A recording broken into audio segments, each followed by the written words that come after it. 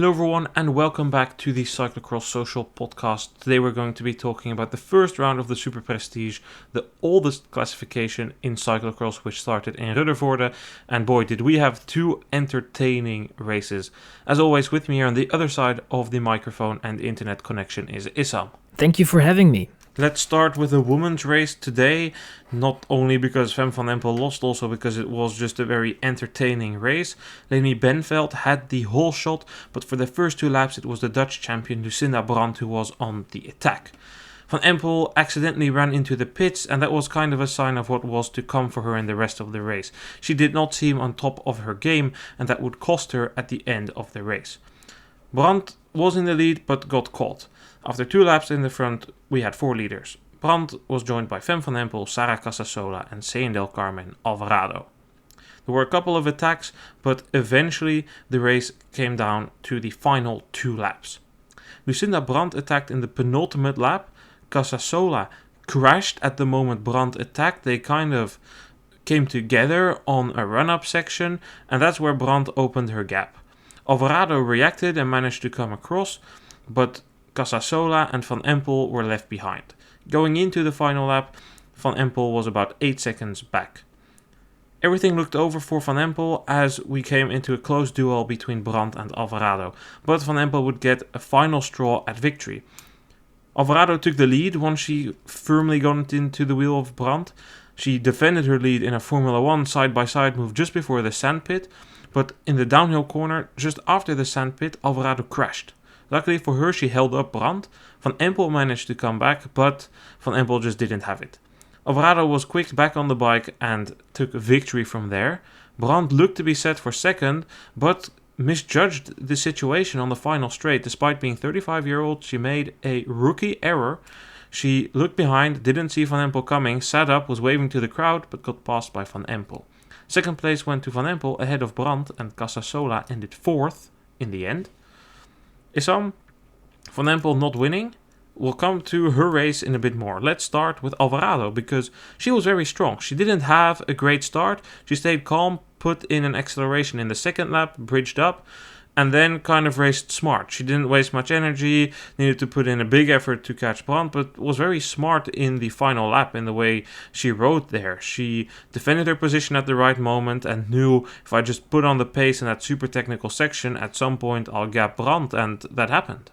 Yeah, it was a very, very strong race by Alvarado. I think she definitely didn't get it on the silver plate. It was a race where she had to work hard for. Closing gaps on someone like Brandt is not the easiest tasks in cyclocross, because she will fight for every single meter that she gains, and she will never make it easy for you. And I think that Alvarado fought very well, was probably the strongest, definitely the one that that was in the right positions and could get into the right positions with the legs that she had. And on the last lap did every step very correctly, was correct in every move, was able to be ahead, stay ahead, and despite the crash in the end, she was able to still hold them off. I don't think that Brandt didn't really have anything left and probably was already kind of settling for second and got surprised by the slip-up of Alvarado, and I think many of us did, because Alvarado is not really keen on making those mistakes, but it happens, and she recovered from it quite nicely, got the win, and I think it was a very deserved victory by Alvarado. The victory meant a lot to Alvarado. 2 seasons ago, she had a very, very bad season. She had some sort of illness which really held her back. It was not a pleasant time for her. So to come back, of course, last year was already good, but this is the first time she beats Fem van Empel fair and square. It really, really meant a lot to her. You could see that after the finish.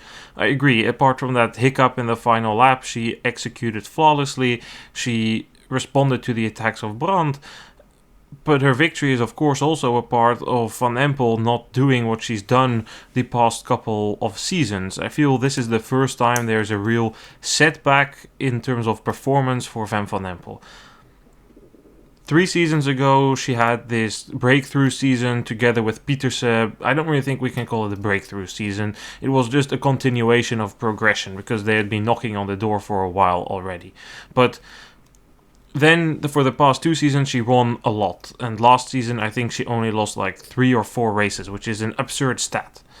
And then this is the first time we see, okay, so Fem van Empel, it's not just Puk Pietersen that can challenge her on a day, but we see Brand and Alvarado and Casasola there as well. In last week's podcast, I already kind of warned you, Issam, that in Ruddervoorde we might see Alvarado compete with Van Empel, because my observation from Beringen was that Van Empel was not comfortable on the bike, and that was also my observation today. In the corner section, on these, well, I say corner section, the entire course in Ruddervoorde is just cornering. Only your straights out to the start-finish and then towards the second pit zone, that's the only straightaways you have. The rest is just corner, hill. It doesn't get more Belgian than this. It's on a field of a farmer who kind of has this love for cyclocross, which got way out of hand, and he built a road on his land, and he built these artificial hills on his land just to accommodate for and more fun cyclocross races. It's a real classic in Belgium. But Van Empel clearly was not comfortable there, lost a lot of time. On the straightaway she was doing relatively fine, but she just couldn't compensate for not being as good through the corners, and that showed also in the final lap. She went from 8 seconds to 4 seconds down on the big straightaway, but lost all that time in this run-up section. And there was this super interesting feature where you shoot uphill, and there was this tiny path super close to the barrier, and they were juggling their bike with their weight going all kind of ways to shoot over there. And Van Empel kept losing time in those sections. It didn't look great. I also think in terms of form, we see that she is not miles ahead. I think she's maybe marginally stronger than Alvarado and Brand. She said today wasn't her good day. She talked a bit about doing a lot of workload at the moment, building towards further goals. I think the seasonal planning also plays a role here. I'm curious to hear how you think about that, but do you think that Van Empel... First of all, what do you make of her race? And second of all, do you think that they're trying a different seasonal planning to be better on the road, annex, avoid a Christmas dip like she had in the past 2 seasons? Possibly. I mean, first on her race, I think it was basically from the start out, it really wasn't in a good rhythm, didn't look comfortably on the bike, wasn't really able to get in the mix all too often. Kind of was more chasing than really taking some initiative during the race. I was kind of wondering if that was more sort of a tactical decision other than not having the legs, or maybe feeling that it would be a close race and trying to wait out, hold on to your cards and use that later on in the race. But it was clear that wasn't the case, and it's difficult to say what they are doing there at Visma. I think that they are probably looking into having a different planning towards the road season, most likely next year, and they want to have her there at her best, and probably want her to be at her best at the end of the season of cyclocross, obviously with the World Championships. I don't know how much the Christmas period will play a role in that planning, but for sure I think that it's not a disaster to not be good at the moment, beginning of the season, still many races to come. The World Cup hasn't even been mentioned. It is, in a way, it puzzles me, because I don't know if the improvements will come the way she wants to. And I have to say, I was a little surprised with the race, how it went. Obviously, as you said, we saw some signs in Beringen, but I was a bit skeptical on thinking that she would not be able to bring it home in Ruddervoorde. And look, I don't know. I think we should wait it out a little bit, and then we get a clear view of how her season was planned and how that will play out in the end. But it's obviously not great, and I think mentally it's also not good if you don't have the answers for it. If you have the answers, it's obviously a different story, and then you can calmly go through the season, obviously.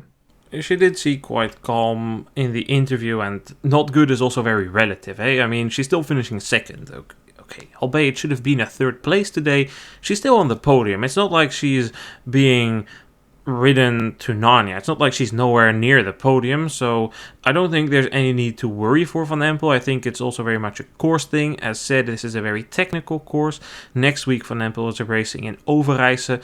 If Van Empel struggles in Overijse, which is a really good course for her, then I think we can come to the conclusion Van Empel at the moment is not in her best form.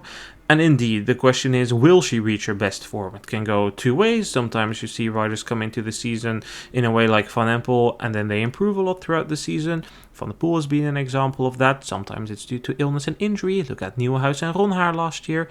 And other times, riders come into the season like this, and these are early warning signs. And it never really recovers, and they have a disappointing season. We've seen that with Annemarie Worst, for instance, in recent years. So that will be interesting to follow, and as you say, we shouldn't worry too much. I mean, the goal of this part of the season is the European Championships. They are 2 weeks away. I do wonder how doing the Koppenberg Cross 2 days before is going to help towards the European Championships. Maybe we can get an upset there, because the course in Pontevedra is also quite technical. I already said it, Van Empel should actually have been third today. Issam, Lucinda Brandt, she gave away that second place. Rookie error, and quite surprising for somebody of her age with her experience to do that. Regardless of that, well, I'll just call it a blackout with lack of better wording, it was a good race for Brandt. I didn't really expect her to be this good on a course like Ruddervoorde. Like, she is a slow starter to the season, she needs a bit of time, she needs mud, she needs temperatures to be low, and Ruddervoorde, super technical course, not really where she does best, but she made a good impression to me.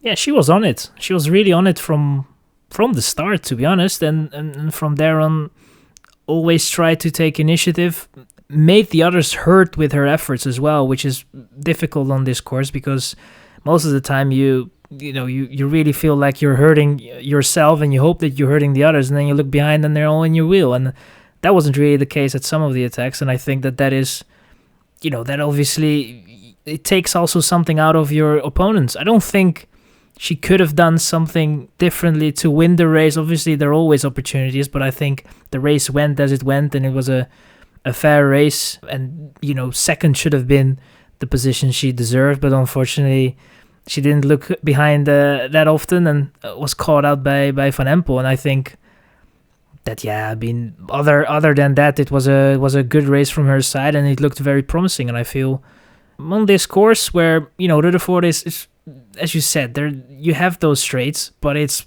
mainly also the corners, and you're turning around, and before you know it, you're already in the next turn. So it's quite technical, not that technical, but you still have to keep your head up and be alert to everything that's thrown at you by this course. And yeah, I feel in the end it was a very solid outing for Brandt, and something that if we get to courses that suits her maybe a little bit better, I think that's going to be very interesting to see how she will be, putting that power out, and if she can make the difference with an Alvarado and also with a Van Empel now.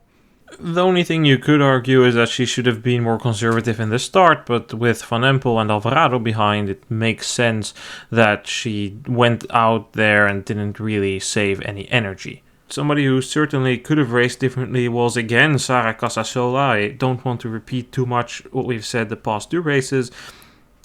If she gets more experience, more awareness, she won't be wasting all the energy in the middle part of the race, and she can also continue in the final part of the race. But I will tell you this, Sarah Casasola is so strong.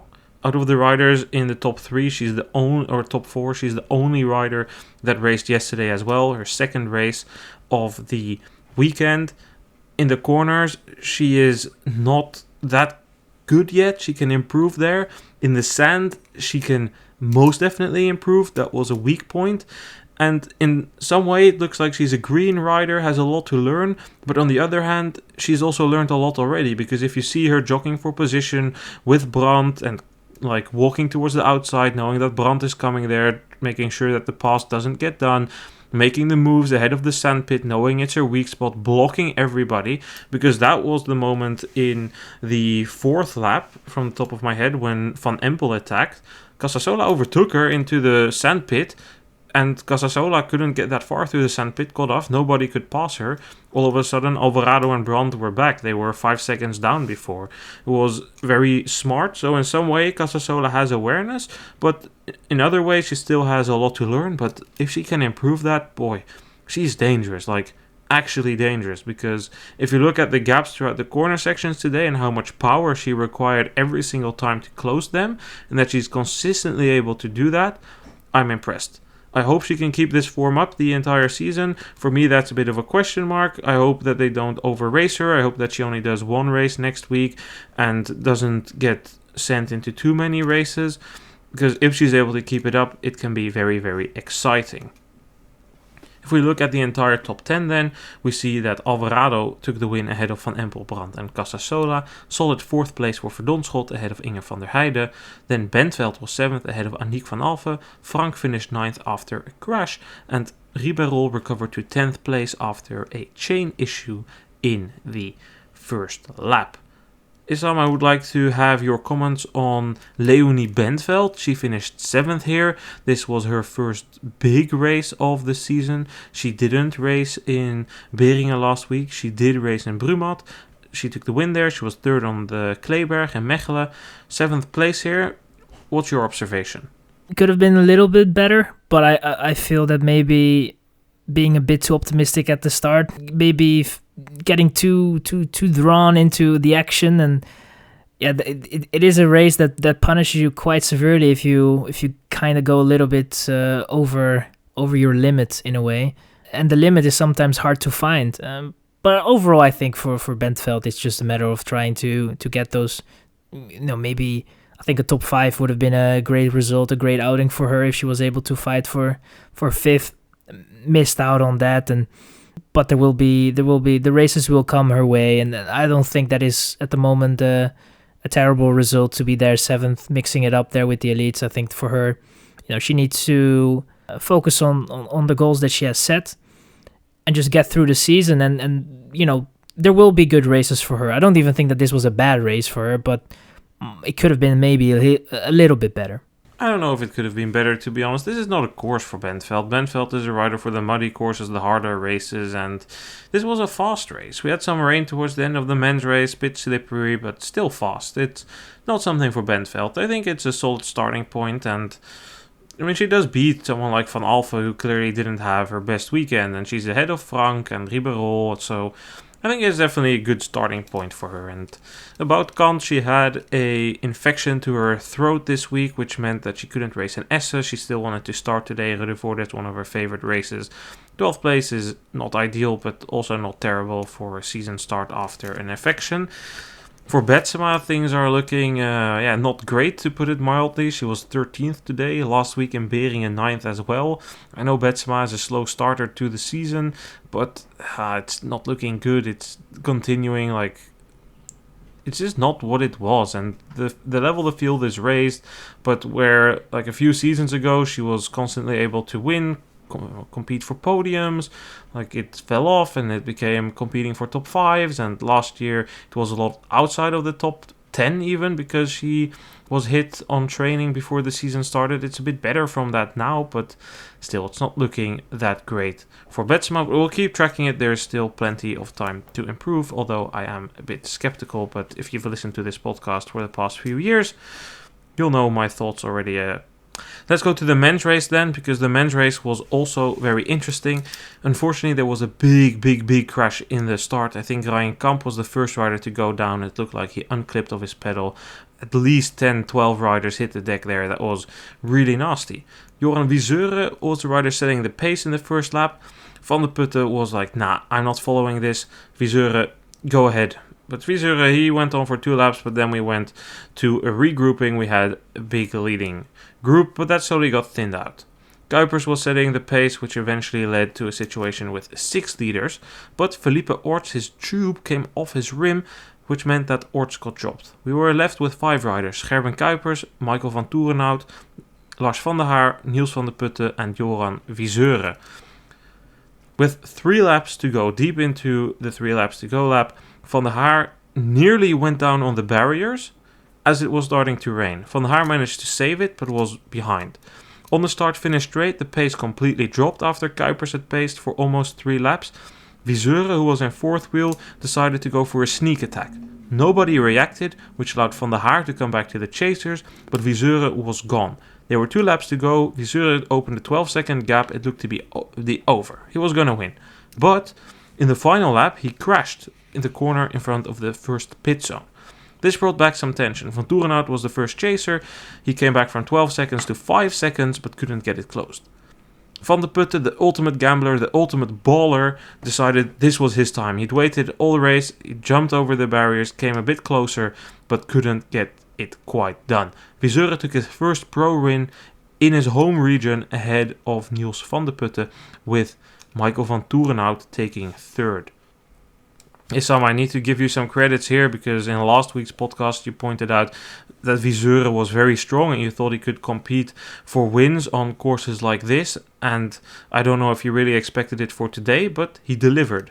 I didn't expect it today, but I obviously kept it kind of in mind, and yeah, he proved it. He proved me somewhat right, and that's not going to happen that often this season, I can tell you that. But overall, I feel that Wyseure he brought himself in that position, and I think that was a key moment of the race, obviously, when he attacked and the others kind of started looking. I feel that Vanthourenhout, for me at least, I'm not going to say what I said off record. I'm going to keep that off record, I would say, but I felt that Vanthourenhout didn't make himself very popular the way he was racing today in Ruddervoorde. I feel that if he relayed a little bit more, they wouldn't have looked at him in the first place. And I feel that they were kind of waiting for him to take initiative. He didn't do that. And, rightfully so. You can make that decision. And it was the right decision for Wyseure to attack at that moment, because he got that gap. And we know in Ruddervoorde, if you have 5, 10, 11 seconds, something like that, then it's going to be difficult to close that gap, because it's already hard to even create that gap. And despite the knee fall that he had on the last lap, almost you need to have that almost to win this race, it seems, because it was with Alvarado the same thing.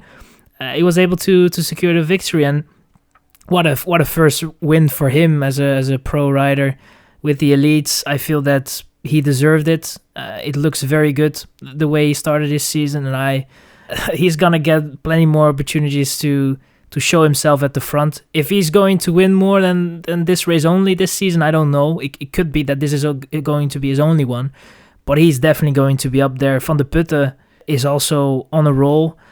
And Vanthourenhout, I think that I heard that he has never won here, despite the fact that this is a course where he can really, play his tricks in a way, and he's always kind of up there. But also today was just didn't have it in the end in the last lap, and was not able to play for the victory. And I feel that he got in the end kind of in a position that he deserved the most, the third place, and there was not more for him in the end in this race. I mean, what a place to take your first victory. Like, Wyseure, from the region, Ruddervoorde, a classic in the Superprestige. What a place, and everything just came together for him. His attack was well timed. I don't share the same observation about Vanthourenhout necessarily. Yes, he could have paced, but why would he have paced? Because Kuypers for 3 laps was just going at it. So he didn't care that Wellens was along the sideline shouting, take it easy, take it easy. He didn't care that in Ardooy he'd done the exact same thing. He'd paced, and then in the final 2 laps, Vanthourenhout and Issam took over. He didn't care. Vanthourenhout, he was probably thinking, in Ardooy I won like this. Kuypers did a lead out of 20 minutes and we easily took over in the final lap, the final 2 laps. He was hoping for the same now. So I understand the tactics of Vanthourenhout. I think it's a mistake of Vanthourenhout to let Wyseure go. He's gambling on Kuypers doing it, but you knew that Kuypers wouldn't have anything left after such a long attack. Vanthourenhout should have reacted there, but I think he pays a bit of a tax for wearing those white pants, because apart from the fact that it looks atrocious, he's also never won in white pants. So maybe he should go back to those black with white pants, so the black inside and the white wall outsides, because if he wears those pants, he does pull these races over the line.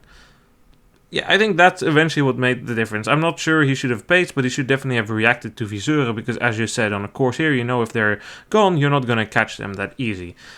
Vandeputte, on the other hand, that he's gambling, you can argue he also made the mistake, but Vandeputte, he's appearing to me, as I said it in the summary, ultimate baller, ultimate gambler. He just doesn't really care. He's constantly just, we'll see.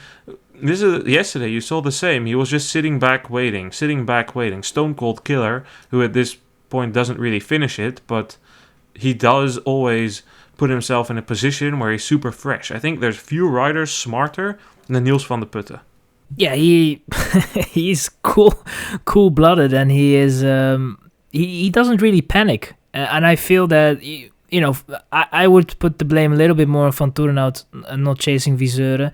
I think that Vandeputte had all the right to not chase Wyseure. And I think that Vandeputte, as I said, I think at Bering even in the preview, but definitely in the recap, that he on the last lap is, he's very smart, and he's not going to be outsmarted that often. He puts himself in good positions.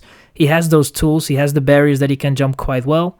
Quite well is quite an understatement, because quite there's well is an few understatement. People who Yeah. jump faster than him, like yesterday and today. Final lap jumps, impressive. Absolutely, and he is, through the corners, he's very good. He's not someone that you can push over that easily, and he's at the right moments. And I think, obviously he's not gonna be.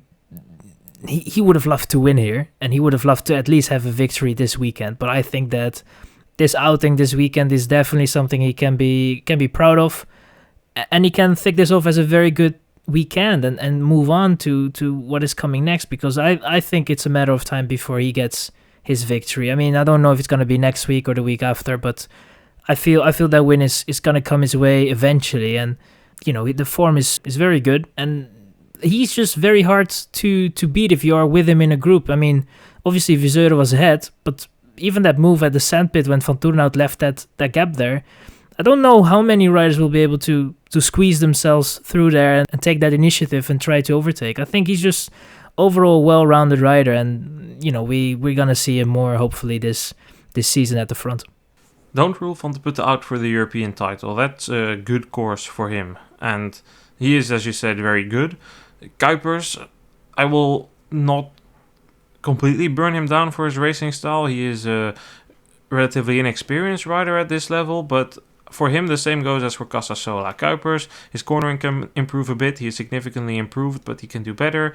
Sand riding of Kuypers is not good at the moment.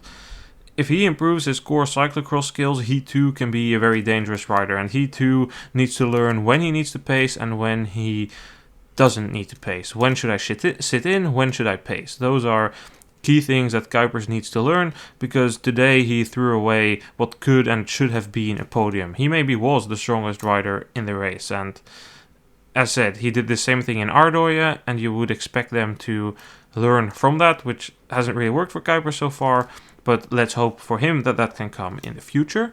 Let's look at the entire top 10 then.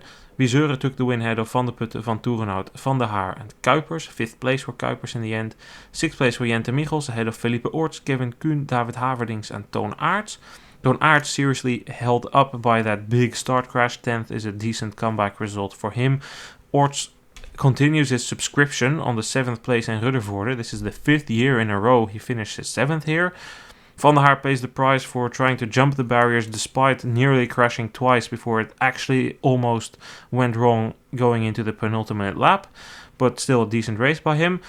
I would like to have your thoughts here on 2 more riders. Issam, let's start with Kevin Kuhn. What did you think of his race?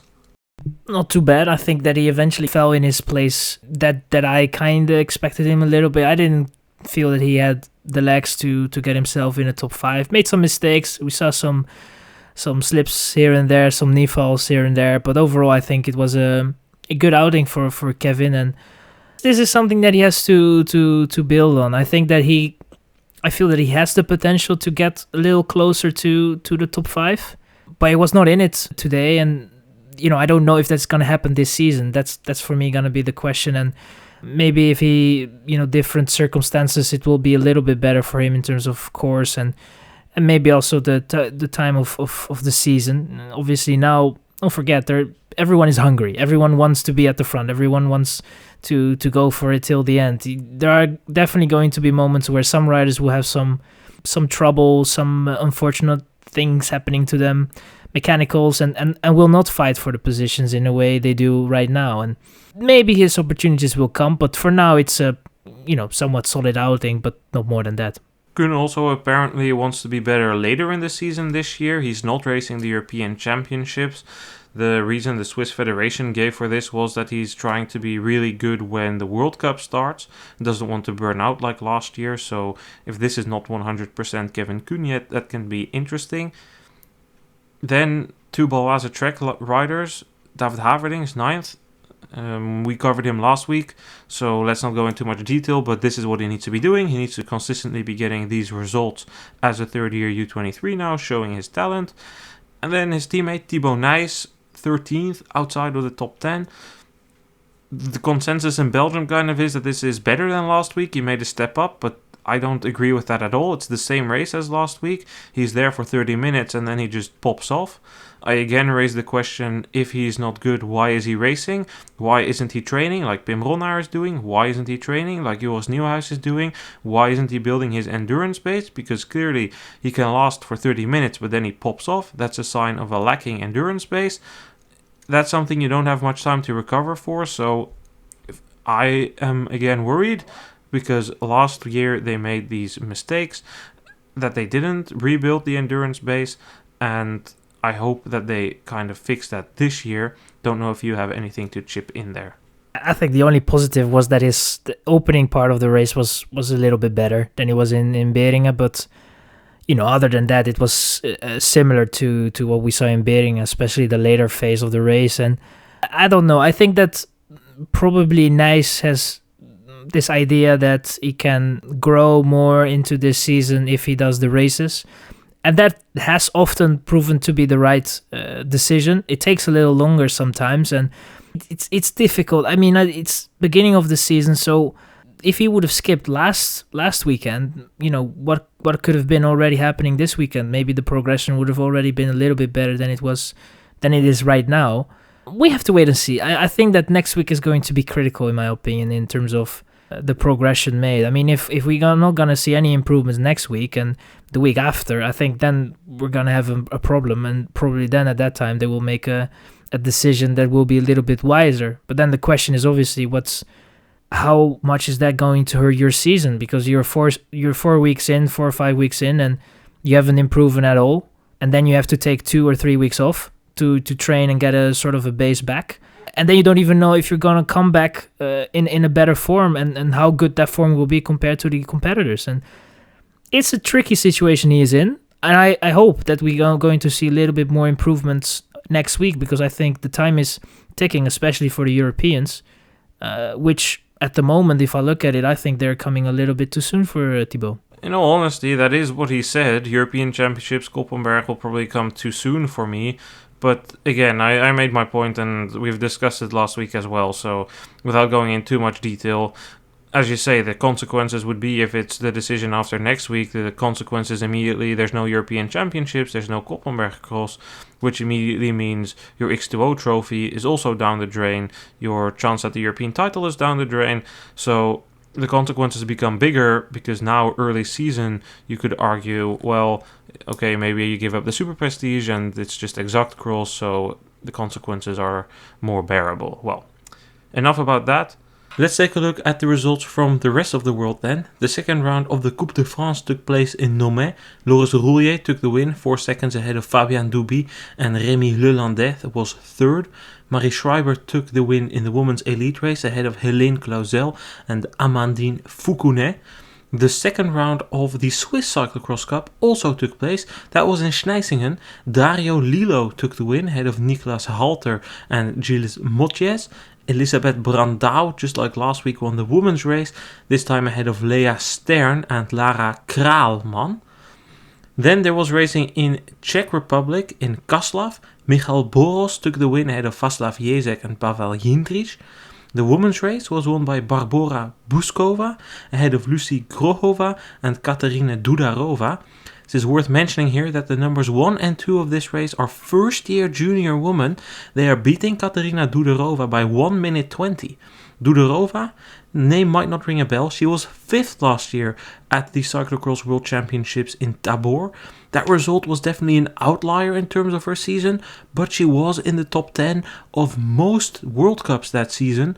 So it's definitely very promising for those two that they are doing so well in these races against the elites. They should be the favorites, or some of the favorites, for the European title later this month. Then in Slovakia there was racing in Trnava, where Marek Konwa took the win ahead of Matej Ulik and Christian Kaliagro. The women's race was won by Victoria Gladanova ahead of Sophie Ungerova and Natja Heigl. The Swiss UCI season completed in Varberg with the second day of racing. Daniel Wies-Nielsen took the win ahead of Bailey Groenendaal and Hannes Degenkolb. The women's race was won by Jinse Peters ahead of Anne Dort Lipskied. Xan Krees, was third there. There was also racing in Portugal. Last year there was a UCI race for the first time in Portugal. This year there are 2 races there. Mario San Milan won the men's race ahead of Miguel Rodriguez Nova. Bruno Silva ended third there. The women's race was won by Sara Cueto Vega ahead of Laura Maria Mira Juarez. Caterina Lopez was third in that race. Then that's not all, because there was a lot of racing. Yesterday night, we couldn't give these results in the podcast. There was racing in the US, in Cincinnati, the first day of the King CX. Eric Brunner took the win ahead of Curtis White. Encouraging result for White, who's been sick over the summer.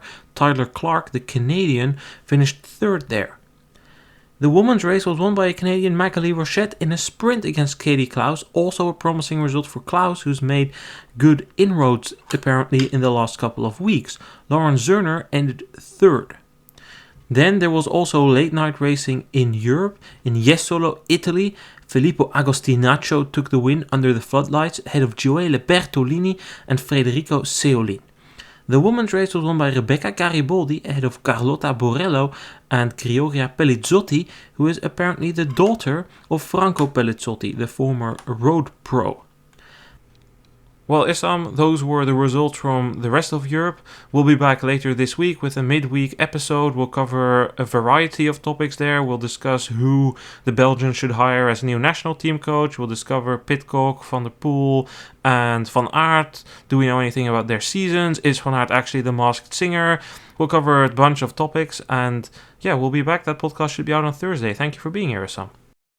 Thank you for having me, and I'm looking forward to if Van Aert is actually going to be the masked singer or not. And I think we have plenty to topics to cover, so I'm looking forward to that, and thank you for having me. Always my pleasure. So as said, we'll be back with a midweek episode, and then next week we'll be back to cover Heerde and Overijse. Thanks for listening, leave a comment, and we will see you guys soon. Goodbye.